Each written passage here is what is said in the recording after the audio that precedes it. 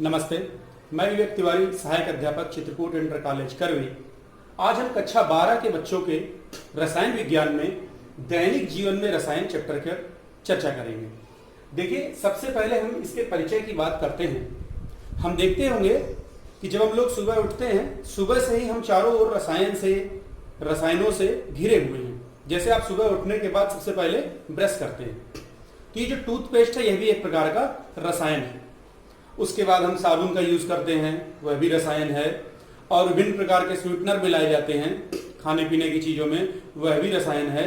इस प्रकार से हम अपने जीवन में सभी प्रकार से चारों ओर से जहां भी नजर डालते हैं, हर तरफ हम रसायनों से घिरे हुए हैं। यहां तक कि हमको बुखार आ जाता है, हाँ, उसके ट्रीटमेंट के लिए जो दवा खाते हैं वह भी रसायन है। हम पैकेट वाला भोजन खाते हैं, जैसे मान लीजिए आपको चिप्स कुरकुरे वगैरह पसंद होंगे, तो उसको भी लंबे समय तक खराब ना हो, तो उसको अच्छा रखने के लिए भी उसमें जो चीजें मिलाई जाती हैं, प्रिजर्वेटिव्स मिलाए जाते हैं, वो भी एक प्रकार के रसायन है। यानी कि हमारा जीवन चारों ओर से रसायन से घिरा हुआ है। तो आज हम इसी चैप्टर यानी कि दैनिक जीवन में रसायन की चर्चा करेंगे कि किस प्रकार से हमारे दैनिक जीवन में, हमारे रोजमर्रा के जीवन में रसायन का प्रयोग होता है और हम किन किन प्रकार के रसायनों से जुड़े हुए हैं। इस पे जो सबसे पहला और इंपॉर्टेंट चीज हमको दिख रही है यहाँ पर, वो है औषधि। देखिए, डायरेक्ट औषधि के अंतर्गत, वैसे औषधि वो है जो किसी भी प्रकार से हमारे शरीर में स्वास्थ्य लाभ के लिए प्रयोग किया जाए। यानी अगर आपको बुखार आ गया, डॉक्टर के पास जाते हैं, वो एक दवा पका देता है, आप दवा खाते हैं। वो जो दवा है जो आपके बुखार को रोकती है, वो औषधि है। हमारे शरीर में कहीं कट हो गया, घाव हो गया और वो सड़न होने लगी, तो वहां पर भी क्रीम लगाई जाती है। तो ये जो एंटीसेप्टिक यूज की जा रही है, यह भी एक प्रकार की औषधि है। हालांकि ये औषधि कई प्रकार की हो सकती हैं, और औषधि और चिकित्सा पद्धति भी कई प्रकार की होती है। एलोपैथ होती है, होम्योपैथ होती है, आयुर्वेदिक होती है, यूनानी होती है। लेकिन बेसिकली मूलभूत रूप में सभी प्रकार की चिकित्सा पद्धतियों में जितनी भी औषधियों का प्रयोग किया जाता है, वो सब की सब औषधियां रसायन है।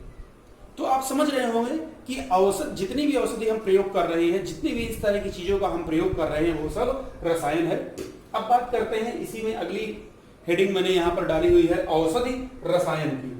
रसायन विज्ञान की वह शाखा जिसके अंतर्गत विभिन्न रासायनिक द्रव्यों के द्वारा रोगों की उपचार की जाती है, रोकथाम किया जाता है, उनको ट्रीट किया जाता है, ठीक किया जाता है, औषधि रसायन कहलाती है।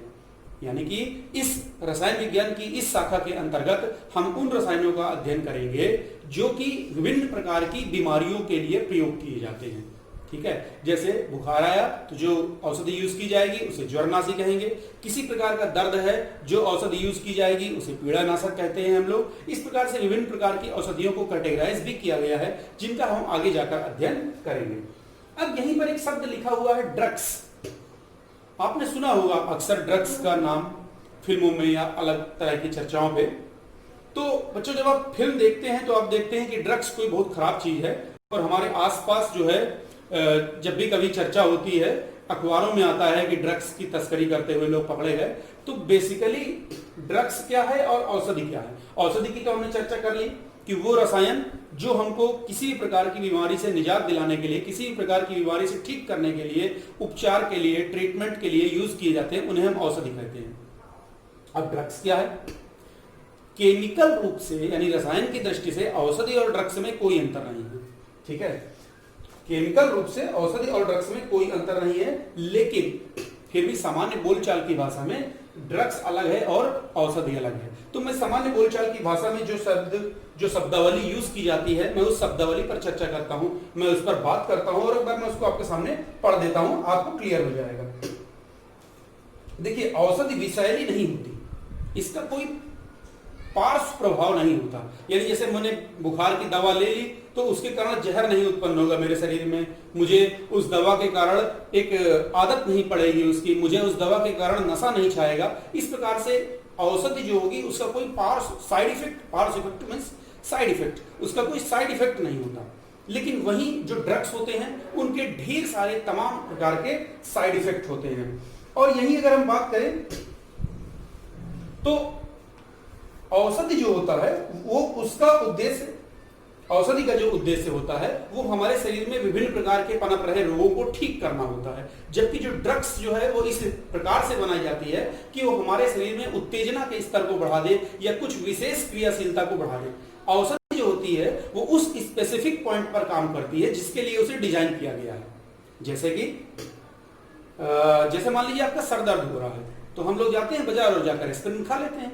हम लोग बाजार जाते हैं, एक कहते हैं भैया एक डिस्प्रिन दे देना, एक एनासिन दे देना, सब में बेसिकली वही रहता है, ठीक है, एस्पिरिन नहीं रहता है। तो हम उसको खाते हैं और वो हमारे सर पर तुरंत सर दर्द दोबारा ठीक कर देता है, लेकिन उसका कोई साइड इफेक्ट नहीं है। जबकि वहीं जो ड्रग्स होता है वो केवल एक जगह पर नहीं, शरीर के किसी भी हिस्से में किसी भी प्रकार से इंप्लीमेंट हो सकता है, अर्थात उसका प्रभाव जो है वो अनियंत्रित है, जिसको हम कंट्रोल नहीं कर सकते। तो ये दोनों के बीच में बेसिक मोटा मोटी डिफरेंस है ड्रग्स और औषधि के बीच में। अब हम बात करते हैं, तो अब हम जब इस चैप्टर पे बात करेंगे तो ड्रग्स या औषधि को एक ही समझेंगे। आप ये समझिए कि हम उस ड्रग्स की चर्चा कर रहे हैं केमिकल रूप से, जो कि रोगों के उपचार के लिए यूज किया जाएगा। तो ड्रग्स या औषधि का वर्गीकरण, इसलिए मैंने यहां पर दोनों को अब्लिक करके लिखा हुआ है। अब ड्रग्स या औषधि का वर्गीकरण, ये वर्गीकरण कई प्रकार से किया गया है। देखिए ये जो वर्गीकरण है ये कई प्रकार से है। सबसे पहला प्रकार है इसमें औषधि विज्ञान के आधार पर।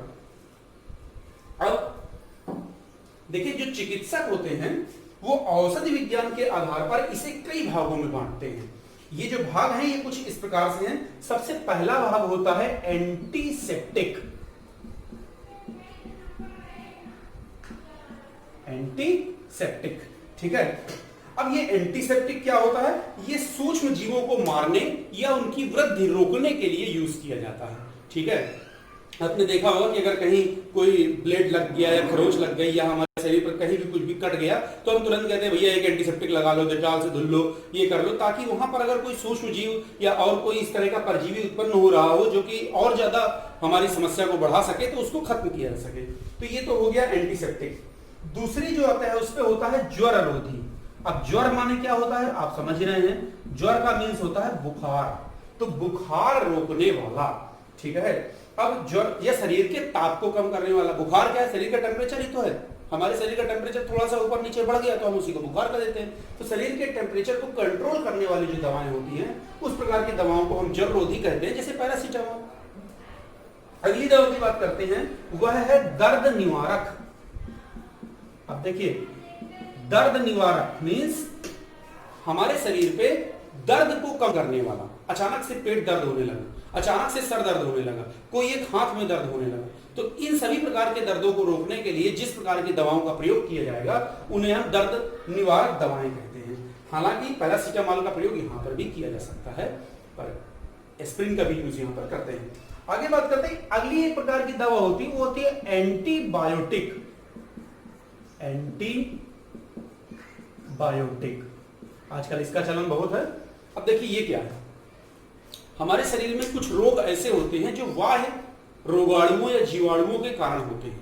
उन बाह्य रोगाणुओं या जीवाणुओं को मारने के लिए अलग से एक प्रकार के सूक्ष्म जीव भेजे जाते हैं जिन्हें हम एंटीबायोटिक कहते हैं। अब ये जो एंटीबायोटिक है ये सूक्ष्म जीवों की वृद्धि को रोक देता है और या फिर उन्हें नष्ट ही कर देता है। तो इस प्रकार से औषधि विज्ञान दवाओं को इन चार प्रकार की कैटेगरीज में बांटता है। पहला हो गया एंटीसेप्टिक, दूसरा ज्वर रोधी, तीसरा दर्द निवारक और चौथा एंटीबायोटिक। अब बात करते हैं औषध विज्ञान की विशेष जैव रासायनिक प्रक्रिया के आधार पर। इसका मतलब क्या हुआ? देखिए इसका मतलब यह हुआ कि ये जो औषधि है ये किसी एक विशेष पॉइंट पर, शरीर के विशेष पॉइंट पर, जैसे मान लीजिए यहां पर मुझे हाथ पे खुजली हो रही है तो उस स्थान विशेष पर प्रक्रिया जो हो रही है जैव रासायनिक प्रक्रिया, उसको रोकने का जो काम करेगा वो इस प्रक्रम की क्रिया के आधार पर हम इसे वर्गीकृत करेंगे। जैसे मान लीजिए खुजली हो गई, ऊतकों में सूजन हो गई, हिस्टामिन जो है वो इन सब के लिए उत्तरदायी होता है और उस हिस्टामिन को रोकने के लिए जिन दवाओं का प्रयोग किया जाता है वो इस प्रकार के अंतर्गत आते हैं। अगला है औषधि की रासायनिक संरचनाओं के आधार पर। देखिए ड्रग्स को या औषधि को उनकी रासायनिक संरचनाओं के आधार पर बांटा जाता है। लगभग वे सभी ड्रग्स जो एक समान प्रकार की संरचना रखते हैं, वे सभी ड्रग्स जिनकी संरचना एक जैसी होती है, उनकी क्रियाशीलता या उनकी वर्किंग भी एक जैसी होती है। जैसे सभी सल्फोनामाइड यौगिकों का सामान्य सूत्र लगभग एक ही जैसा होगा, ठीक है। अब बात करते हैं आणविक लक्ष्य के आधार पर। सबसे पहले हम इस आणविक लक्ष्य शब्द की चर्चा कर लेते हैं कि आणविक लक्ष्य है क्या। देखिए ये जो आणविक लक्ष्य है ये है कार्बन, कार्बोहाइड्रेट, प्रोटीन, लिपिड या फिर न्यूक्लिक अम्ल। यानी कि हम जो दवा भेज रहे हैं वो हमारे शरीर में किस जगह को टारगेट करेगी, पहले वाले को, दूसरे वाले को, तीसरे वाले को या फिर चौथे वाले को। इस प्रकार से इन आणविक लक्ष्यों के आधार पर भी दवाओं को वर्गीकृत किया गया है कि हमने जो दवा हमारे शरीर में खाई है वो दवा इनमें से किस हिस्से को टारगेट कर रही है। अब अगला है, इस प्रकार से ये औषधि या ड्रग्स का वर्गीकरण हो गया। अब हम बात करते हैं ड्रग लक्ष्य पारस्परिक क्रिया। देखिए ड्रग लक्ष्य पारस्परिक क्रिया, पहले मैं आपको थोड़ा सा पढ़ देता हूं, फिर उसके बाद हम इसकी डिटेल चर्चा करेंगे, बात करते हैं। देखिए औषधि शरीर में उपस्थित वृहद अणु जैसे कि कार्बोहाइड्रेट, प्रोटीन, न्यूक्लिक अम्ल, लिपिड के साथ अन्योन्य क्रियाएं करते हैं और हमारे शरीर में विभिन्न प्रकार की जैसे कि एंजाइम हो गए, प्रोटीन हो गए, संरचनात्मक इकाइयां होती हैं। अब इन संरचनात्मक इकाइयों में जो सबसे पहली इकाई है उसको हम कहते हैं एंजाइम। वो प्रोटीन जो जैविक उत्प्रेरक के रूप में कार्य करते हैं और विभिन्न जैव रासायनिक क्रियाओं को उत्प्रेरित करते हैं, उन्हें हम एंजाइम कहते हैं। ठीक है। और दूसरे वाले प्रोटीन जो ध्रुवीय अणुओं या कोशिका झिल्ली में पाए जाते हैं, जो हमारे शरीर में तंत्रिका संप्रेषण करते हैं, जो सूचनाओं को पहुंचाते हैं, उन्हें हम प्रोटीन कहते हैं। तो इस आधार पर हम एंजाइम ड्रग लक्ष्य के रूप में या फिर प्रोटीन ड्रग लक्ष्य के रूप में भेजते हैं। अर्थात हमने जो औषधि दी है वो एंजाइम को टारगेट करके दी है या प्रोटीन को टारगेट करके दी है, इस आधार पर भी हम वर्गीकरण कर सकते हैं। सबसे पहले हम बात करेंगे इसमें ड्रग लक्ष्य पारस्परिक क्रिया के अंतर्गत हम इसमें बेसिकली दो चीज पढ़ेंगे। एक एंजाइम के अंतर्गत, यानी कि जो हमने ड्रग लक्ष्य दिया है उसका टारगेट एंजाइम है या फिर जो हमने ड्रग दिया है उसका टारगेट प्रोटीन है। इन दोनों में से हमारे ड्रग का टारगेट किस चीज पर है हम उस पर बात करते हैं। चलिए मान लेते हैं कि हमने जो ड्रग शरीर पे दिया है उसका टारगेट एंजाइम है। वो किस प्रकार से एंजाइम को प्रभावित करेगा, किस प्रकार से एंजाइम की वर्किंग बदलेगा, किस प्रकार से एंजाइम की वर्किंग को चेंज करेगा, रोकेगा या बढ़ाएगा, अब हम इस पर चर्चा करते हैं। आइए आगे बढ़ते हैं। अब देखिए हम लोग बात करते हैं एंजाइम ड्रग लक्ष्य के रूप में, यानी कि जब हमारे ड्रग का लक्ष्य एंजाइम हो तो एंजाइम ड्रग लक्ष्य के रूप में। ठीक है, इस चीज को समझने की आवश्यकता है हमें। हम जिन भी औषधियों का प्रयोग करेंगे उसका लक्ष्य, यानी जिन भी ड्रग्स का या जिन भी औषधियों का प्रयोग करेंगे उसका लक्ष्य एंजाइम होगा। ठीक है, यानी जो औषधियां हमने दी हैं वो एंजाइम को किस प्रकार से परिवर्तित करेंगी। लेकिन ये चीज हमें तब समझ में आएगी जब हम एंजाइम की वर्किंग समझ पाएंगे, यानी एंजाइम किस प्रकार से कार्य करता है, वो जैव रासायनिक क्रियाओं को किस प्रकार से उत्प्रेरित करता है। यह जो एंजाइम है जब हम इसकी वर्किंग समझ जाएंगे तब हम समझ पाएंगे कि जो औषधि या जो ड्रग्स हमने दी है वो उस एंजाइम की वर्किंग को किस प्रकार से घटाता है, बढ़ाता है, रोकता है या इस प्रकार से कोई प्रक्रिया करता है। सबसे पहले हम एंजाइम समझते हैं कि एंजाइम क्या होते हैं। बेसिकली एंजाइम प्रोटीन पदार्थ होते हैं, जैव उत्प्रेरक कहलाते हैं और ये जैव रासायनिक अभिक्रियाओं में एंजाइम जो है उत्प्रेरक का कार्य करते हैं। अब इनके दो काम होते हैं। ठीक है, सबसे पहला काम होता है क्रियाधार को रासायनिक अभिक्रिया में साधे रखना। इनका सबसे पहला काम होता है क्रियाधार को रासायनिक अभिक्रिया में साधे रखना। ठीक है, समझिएगा इसको, इस चीज को क्या कह रहा हूं मैं। जैव उत्प्रेरक के रूप में कार्य करते समय एंजाइम का प्रथम कार्य क्रियाधार को रासायनिक अभिक्रिया के लिए साधे रखना है, यानी कि पकड़े रखना है, उसको एक बैलेंस प्रदान करना है। एंजाइम की सतह पर कुछ सक्रिय स्थान होते हैं जिन स्थानों से एंजाइम क्रियाधार को ऐसी स्थिति में रखता है कि उस पर विभिन्न प्रकार की अन्योन्य क्रियाएं हो सके और वो उस पर प्रभावी आक्रमण कर सके। ठीक है, तो इन सक्रिय स्थानों के माध्यम से वो क्रियाधार को बांधे रखता है। देखिए ऐसे समझते हैं, ये एंजाइम है। ठीक है, एंजाइम और ये कोई क्रियाधार है। ठीक, तो जैसे ही एंजाइम इस क्रियाधार को अपने ऊपर लेकर बांध लेगा तो वो कुछ ऐसे बांधेगा, तो इसकी कुछ आकृति ही विशेष रूप से और अंदर अच्छे से चली जाएगी। ये यहां से ऐसे, इसकी आकृति इस प्रकार से डिजाइन होती है कि ये इस क्रियाधार को, ये है क्रियाधार सबस्ट्रेट, कि एंजाइम इस क्रियाधार को अपने ऊपर संभाल लेता है, रोक लेता है, और इन स्थानों पर यहां पर जो सक्रिय बिंदु होते हैं उन सक्रिय बिंदुओं के कारण इस क्रियाधार के ऊपर आक्रमण होता है और क्रिया होने लगती है। तो खैर ये था क्रियाधार को रासायनिक अभिक्रिया में साधे रखना, और आप देख रहे हैं कि किस प्रकार से उसकी आकृति है, क्रियाधार उसके ऊपर फिट हो जाता है और अब वो उसे साध लेता है, यानी कि वो उसको अभिक्रिया के लिए जकड़ लेता है और उसे उसी प्रकार से पकड़े रखता है। ये हुआ एंजाइम का पहला कार्य। अब बात करते हैं एंजाइम के दूसरे कार्य की, तो मैं इसको हटा देता हूं। और एंजाइम का दूसरा कार्य है क्रियात्मक समूह उपलब्ध कराना, जो कि क्रियाधार के साथ क्रिया कर सके। देखिए आपने अभी देखा था कि एंजाइम ने क्रियाधार को पकड़ लिया था, अब पकड़ तो लिया है लेकिन उसे अभी क्रियात्मक समूह उपलब्ध कराना है। तो दूसरे नंबर पर हम यहां पर लिखते हैं क्रियात्मक समूह उपलब्ध कराना।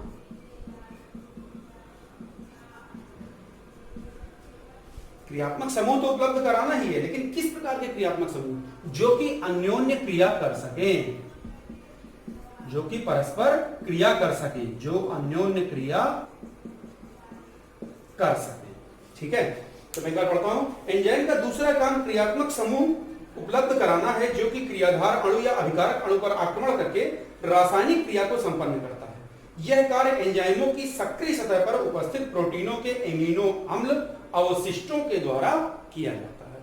तो खैर ये बेसिकली आपने एंजाइम की वर्किंग समझ ली।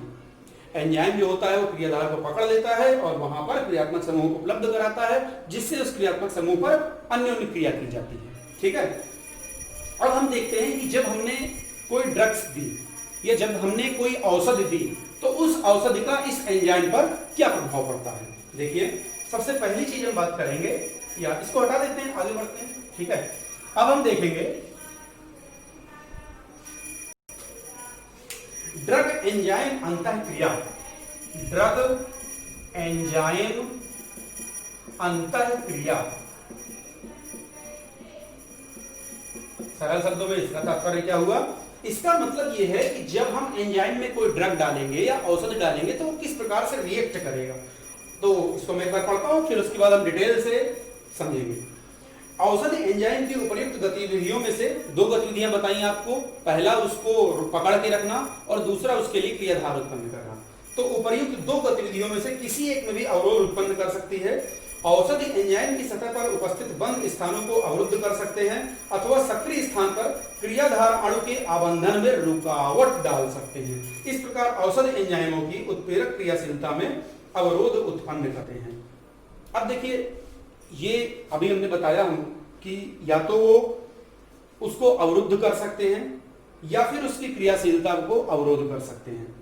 तो वही औषधि जो एंजाइम की उत्प्रेरक क्रियाशीलता में अवरोध उत्पन्न करते हैं एंजाइम संदमक कहलाते हैं। ठीक है, यानी जो उसको रोक देंगे।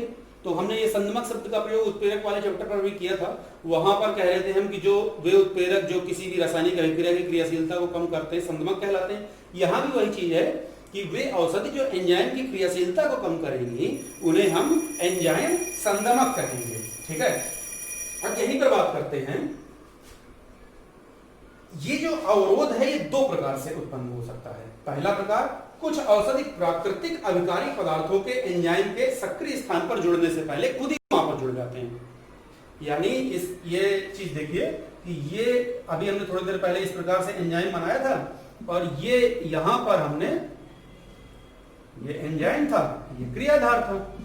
ठीक है, तो कुछ औषधि ऐसे होते हैं जो कि क्रियाधार के जुड़ने के पहले ही यहां पर आकर जुड़ जाएंगे। तो जब इसके लिए जगह नहीं बचेगी क्रियाधार के लिए तो जुड़ेगा कैसे?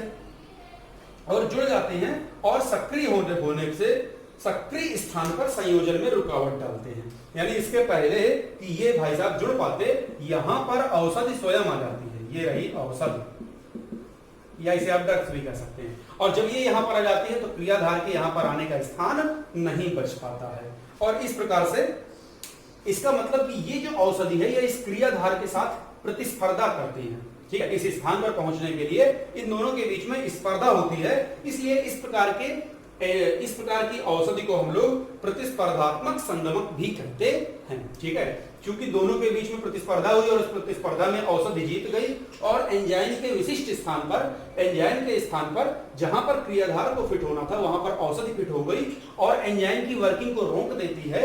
और चूंकि ये जीतती है उस स्पर्धा में, तो इस प्रकार के औषधि को प्रतिस्पर्धात्मक संगमक कहते हैं। ठीक है, अब बात करते हैं दूसरे प्रकार से।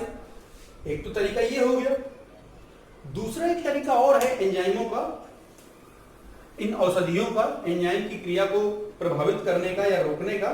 दूसरा तरीका यह है कि कुछ औषधि एंजाइम की सतह पर उपस्थित सक्रिय स्थान पर न जुड़कर किसी अन्य स्थान पर जुड़ जाते हैं, और जब वो अन्य स्थान पर जुड़ जाते हैं तो जो एंजाइम की विशेष आकृति बनी थी उस विशेष आकृति को प्रभावित कर देते हैं, और उस विशेष आकृति को प्रभावित करने के कारण अब जो दूसरा क्रियाधार है उसको एंजाइम पर अपनी आकृति ही नहीं दिखती है जुड़ने के लिए, और वो कंफ्यूज हो जाता है। इस प्रकार से एंजाइम की वर्किंग रुक जाती है। देखिए, देखते हैं कैसे। मान लीजिए ये एक विशेष आकृति है एंजाइम की, और इसमें इस क्रियाधार को जोड़ना था। अब हमने यहां पर जो औषधि भेजी,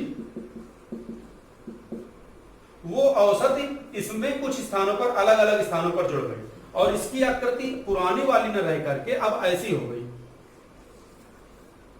तो क्रियाधार के यहां पर डायरेक्ट जुड़ने वाला स्थान, मतलब उसे लगेगा ही नहीं कि ये मेरा स्थान है जहां पर मुझे जुड़ना था, या वो स्थान प्रॉपर ही नहीं रहेगा, और इस तरह से एंजाइम की वर्किंग प्रभावित हो जाती है। ठीक है, तो खैर ये बात हुई एंजाइम ड्रग लक्ष्य के रूप में, यानी कि जब हमने औषधियों को एंजाइम टारगेट बना के भेजा है, वे औषधियां जिनका टारगेट एंजाइम है, वे औषधियां जिनका टारगेट एंजाइम की प्रक्रिया है, तो वो पूरी प्रक्रिया का वर्णन हमने यहां पर किया कि वो औषधियां किस प्रकार एंजाइम की प्रकृति को, एंजाइम की वर्किंग को प्रभावित करती है। अब हम बात करेंगे अगले पे, दूसरे नंबर पे, जब औषधियों का टारगेट एंजाइम न हो तो फिर क्या होगा टारगेट? तब औषधियों का टारगेट ग्राही लक्ष्य है। अब ये ग्राही लक्ष्य क्या है, अभी हम डिटेल में देखते हैं। ग्राही लक्ष्य के रूप में, यानी अब की बार औषधियों का जो लक्ष्य है वो ग्राही है। पहले एंजाइम था, अब लक्ष्य जो है वो ग्राही है। तो पहले हम ग्राही समझ लेते हैं क्या है। वे प्रोटीन जो शरीर की संचार व्यवस्था के लिए उत्तरदायी होते हैं, ग्राही कहलाते हैं। ये प्रोटीन है जो शरीर में संचार व्यवस्था उत्पन्न करते हैं, जो कि शरीर की संचार व्यवस्था के लिए उत्तरदायी होते हैं, उन्हें हम ग्राही कहते हैं। अधिकतर ग्राही कोशिका कला में स्थित होते हैं। ठीक है, ये बेसिकली इस प्रकार से समझिए कि इस प्रकार कोशिकाओं में यहां कहीं पर उत्पन्न होते हैं जहां पर कोशिका का स्थान खुला होता है। कोशिका कला में ग्राही प्रोटीनों का वितरण इस प्रकार होता है कि एक छोटा सा सक्रिय स्थान युक्त भाग कोशिका कला की सतह पर बाहर की ओर खुलता है। यानी वही जो मैंने बताया अभी कि मान लीजिए ये स्थान बाहर की ओर खुल रहा है, तो इस स्थान पर ग्राही प्रोटीन पाए जाते हैं। ठीक है, अब हम इनकी वर्किंग और उस पर किस प्रकार औषधि का प्रभाव पड़ेगा हम उसको समझते हैं। देखिए जरा, देखिए इसके पहले कि हम इसकी वर्किंग समझे, हमें पहले ये देखना पड़ेगा कि आखिरकार ये ग्राही काम कैसे करते हैं। मतलब हमारे शरीर में प्रोटीन जो है वो संचार किस प्रकार से संपादित करते हैं। इसको समझने के लिए हम कोशिका के भागों का एक चित्रण करते हैं। देखिए,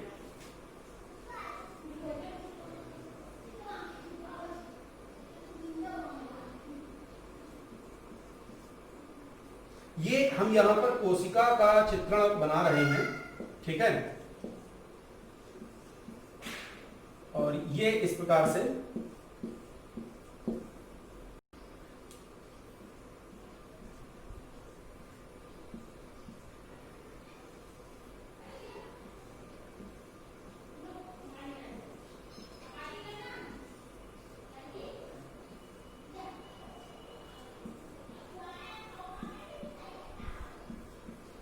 ठीक। तो अब ये जो है ये कोशिका का भीतरी भाग हो गया। ये है कोशिका का भीतरी भाग। ठीक है, और ये इसकी सतह है बंधन वाली। मान लीजिए कि इस जगह पर कोई रासायनिक संदेश वाहक आता है इस प्रकार से, और जैसे ही रासायनिक संदेश वाहक आता है तो कोशिका कला की ये जो भीतरी सतह है इस पर ये अपना प्रभाव डालेगा। ठीक है। और जैसे ही ये इस पर प्रभाव डालेगा, यानी जैसे ही ये जो रासायनिक संदेश वाहक यहाँ पर आएगा तो ये इस पूरे को प्रभावित करेगा, इस हिस्से को प्रभावित करेगा, इससे ये पूरा का पूरा हिस्सा प्रभावित होगा और फिर इनके बीच में एक प्रकार से इंड्यूस्ड फिट, यानी कि ये आपस में इंटरचेंज होंगे और इनकी कुछ संरचना इस प्रकार से हो जाएगी कि एक बार मैं फिर से थोड़ा जल्दी बना देता हूं।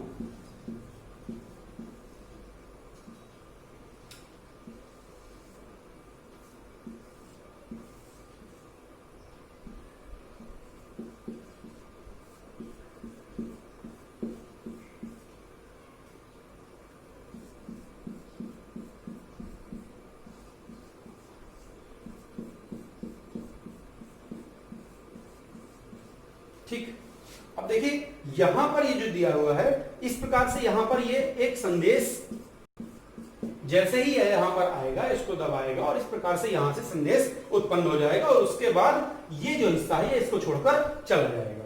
ठीक है, तो ये जो प्रक्रिया है ये पूरी की पूरी प्रोटीन की प्रक्रिया है, यानी कि ये प्रोटीन इस पे जैसे ही संदेश वाहक आता है यहां पर ये टच होता है और इस प्रकार से इसके टच होने के कारण इनके बीच में एक प्रकार की आपस में अन्योन्य क्रिया होती है और यहां पर जो संदेश है वो कोशिका के अंदर एंटर कर जाता है और इस प्रकार से संदेश जो है वो संसूचित हो जाता है एक स्थान से दूसरे स्थान के लिए। अब बात करते हैं कि हमने औषधि भेजी जिसका लक्ष्य ग्राही था, यानी कि ये प्रोटीन वाली वर्किंग थी, तो वो किस प्रकार से काम करेगी।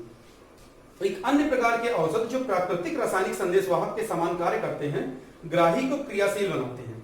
अब देखिए यहां पर औषधियां दो प्रकार की होंगी, पहली विरोधी और दूसरी प्रकार की कहलाती है एगोनिस्ट। विरोधी क्या है और एगोनिस्ट क्या है, हम दोनों पर चर्चा करते हैं। विरोधी औषधि वो है जो ग्राही की सतह पर आबंधित होकर प्राकृतिक कार्य अवरुद्ध करती है, यानी मान लीजिए इस स्थान पर जाकर ये अटैच हो जाएगा। ठीक, अब जब ये इस स्थान पर अटैच हो जाएगा तो इसके कारण इस पर कोई प्रभाव नहीं पड़ेगा और यहां पर कोई संदेश उत्पन्न नहीं हो पाएगा। ठीक, दूसरे की बात करते हैं, यानी कि अवरुद्ध कर देता है, संदेश अवरुद्ध हो जाता है। और दूसरा है जो प्राकृतिक रासायनिक संदेश वाहक के समान कार्य नहीं करते, क्रियाशील नहीं हो पाते तो उनको हम एगोनिस्ट कहते हैं। अर्थात एक परिस्थिति में सूचना को रोकना है, जो पहली परिस्थिति हमने बताई अवरुद्ध वाली, वो संदेश को अवरुद्ध करना था, और दूसरी परिस्थिति यदि किसी प्रकार ये जो संदेश वाहक हैं ये नहीं बन पा रहे हैं तो हम अलग से बाहरी ड्रग्स के रूप में अलग से संदेश वाहक भेजते हैं जो कि यहां पर वर्किंग करता है और इस प्रकार से संदेश का संप्रेषण हो जाता है, उसे हम एगोनिस्ट कहते हैं। एक प्रक्रिया में संदेश रोका जा रहा है और एक प्रक्रिया में बाहरी रूप से संदेश को सुचारू रूप से आगे बढ़ाया जा रहा है। वो प्रक्रिया जिसमें इस प्रोटीन के संदेश को रोका जाता है, यानी यहां से कट कर दिया जाता है, उसे हम कहते हैं विरोधी औषधि। और वो प्रक्रिया जिसमें इसको बाहर से दिया गया, अलग से दिया गया, किसी कारण से ये संदेश वाहक नहीं उत्पन्न हो पा रहे थे तो उनको बाहर से भेजा गया और संदेश की प्रक्रिया को चालू कराया गया, उन्हें हम कहते हैं एगोनिस्ट प्रक्रिया। तो इस प्रकार से ये जो है ये ग्राही लक्ष्य के रूप में था। तो इस प्रकार से हमने आज के चैप्टर पर ये औषधियों का जो प्रभाव था, किस प्रकार से ये एंजाइम पर होता है और किस प्रकार से ये प्रोटीन पर होता है, दोनों की चर्चा कर दी है। अब यहीं पर देखिए, जबकि हम यहां तक चर्चा कर चुके हैं तो आपको अब ये समझ में आ चुका होगा कि ड्रग्स क्या है, औषधि क्या है और उन औषधियों में से उनको किस प्रकार से हम वर्गीकृत कर सकते हैं। जब हम उनको वर्गीकृत करते हैं तो किन किन तरीकों से वर्गीकृत करते हैं, और कुछ औषधियां होती हैं जो एंजाइम को टारगेट करके भेजी जाती हैं, कुछ औषधियां ऐसी होती हैं जो कि ग्राही लक्ष्य को टारगेट करके भेजी जाती हैं, और उन सब को किस प्रकार से अपने लक्ष्य पर जाके टारगेट करते हैं।